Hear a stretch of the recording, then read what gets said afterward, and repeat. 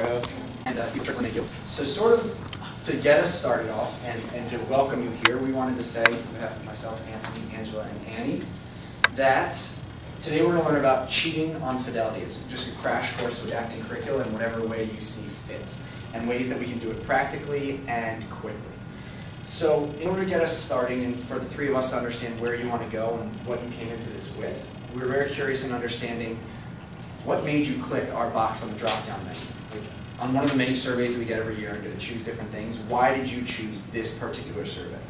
Where is it that your curriculum is falling short, and where you want it to succeed, or where you need to improve it, where you need to adapt it in order to get your kids to meet the goals that you want them to reach?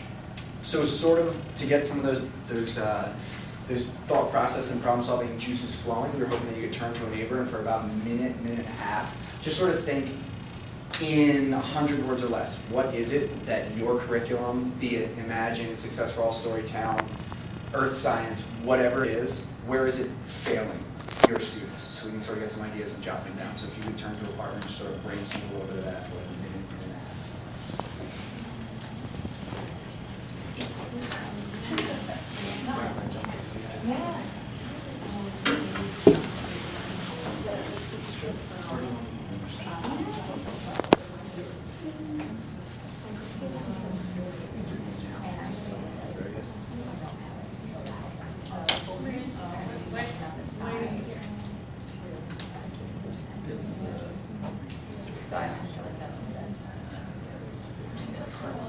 Supposed to be supplemented to, yeah, like a supplemental program that you do it.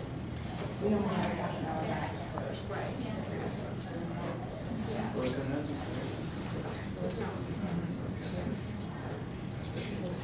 I have the Earth Science guide. I chose this. I like that because I do both reading and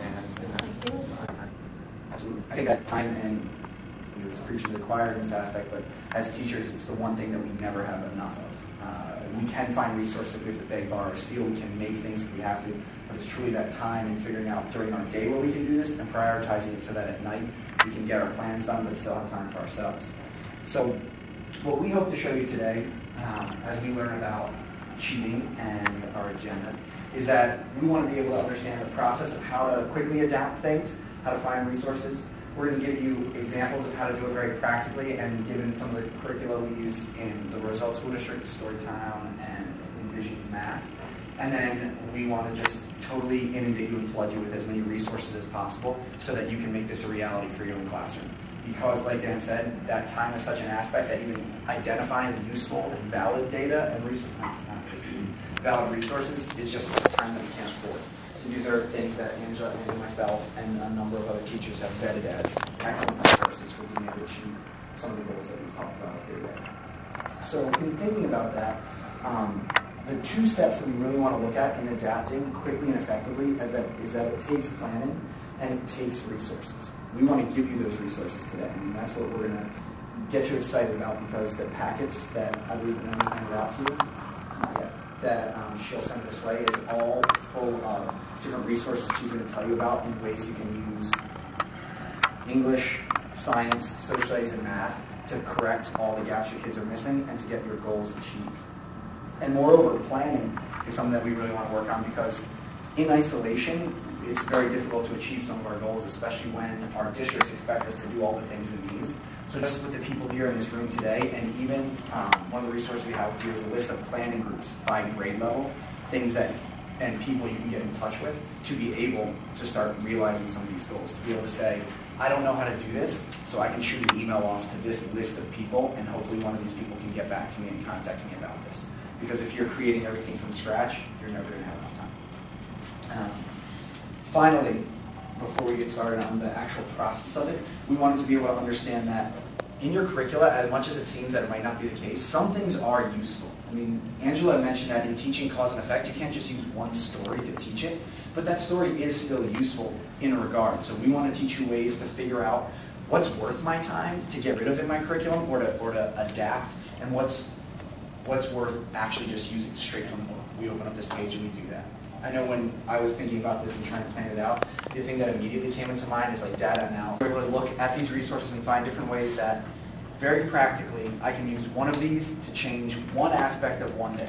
And from that, hopefully your skills will be able to grow and be able to extrapolate this to be able to determine these are all of the different ways that my curriculum does work and ways that I need to improve upon it. So given the resource you have in front of you and the list of planning group names that we're going to have for you, if you write down your email on your way out, we want you to really be able to contact us for things that work and don't work in the different things that we're talking about, in chunking information and skills, and getting fluency practice, in remediating, in dealing with time issues, all the different goals that we set this morning, a few minutes ago. We want to be able to find that these resources and our availability and the different groups that already exist within Teach for America can help you out in making your classroom more successful, more goals-oriented, and just a more fun place to be, a better place to be and teach, and a place that your kids want to come to every morning. So, if you have any other questions about any of the resources, if you need any more, we would be more than willing to be able to try to track some more down for you, or just any general questions about how this can be a manageable daily, weekly task and skill to be able to do. Angela, Annie, and myself will be available for any of your planning questions and achieving desires. So, with that in mind, we want to thank you for coming today. And on your way out, if you would fill out the planning sheet, or write down your email if you want a list of all those planning groups that exist in Teach for America.